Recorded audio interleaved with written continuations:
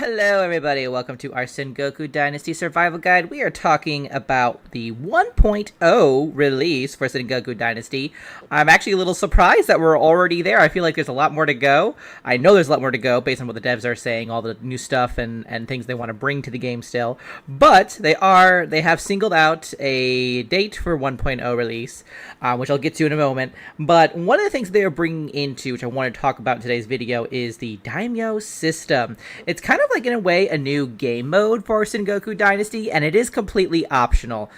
Based on like a little video that the devs have released about this system, basically you get your choice between either playing like the standard game mode as the game is right now, which is a little bit more peaceful, versus the Daimyo system, which is a little bit more combat focused and a little bit more strategy focused. And I have to say, it looks kind of interesting. Like, I'm not really big into combat too much all the time, but the way that it looks, that it's been presented anyway, looks rather interesting. And I know some of the system might be kind of what people were hoping the devs would eventually bring to Medieval Dynasty as well. So let's kind of dig into it. So the Daimyo system basically is, like I said, it's a kind of new game mode where your goal is to become the leader of Napa Valley. And that's basically, you know, this whole thing right here. And the major difference is that there are this land here, this valley, is split up into different territories. Like there's like a little section here, a little section there, everywhere.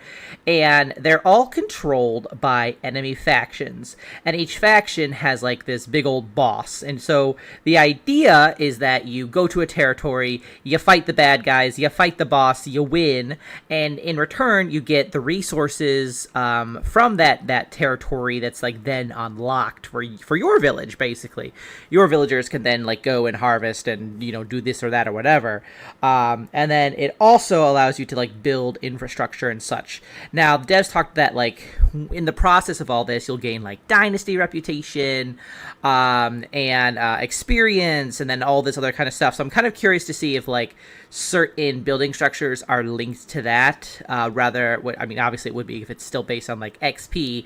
So like the way to unlock new buildings, for example, is going to be going to these territories, getting your experience by, you know, fighting these enemies, and then being able to, as you level up, obviously, build new structures for your village. But the goal is, obviously, to eventually take over all the territories and be the new ruler, which is really interesting. It looks pretty good based off of the video that I saw from the devs. And the concept is interesting, too. I feel like it has a little bit more of a story, because, like, in this one, obviously, like, just the normal original game mode, you're just kind of, like, trying to make a place to live for the various, you know, refugees coming to this land, and that's great. That's great if you want a little bit more laid back kind of game.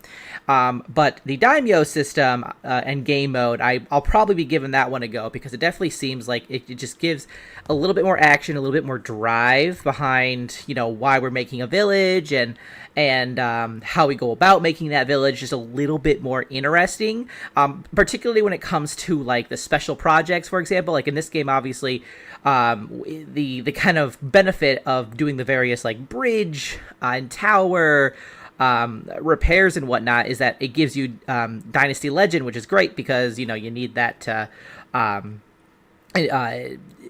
invite like more villagers and to level up and, you know, get more unlocked more buildings and whatnot, which is all very useful and helpful. But that's kind of it. Where it looks like in the Daimyo system, Daimyo game mode, the ability to make those bridges is just going to be like a little bit more impactful, just in regards to the story. So all very interesting in that regard. So I definitely will say, you know, we'll keep an eye on that for 1.0 release. And if you have not seen that date, they are targeting November 7th for the 1.0 release of Sengoku Dynasty, which is pretty crazy. That's like that's like a week or two from now? Crazy. Oh, hello there.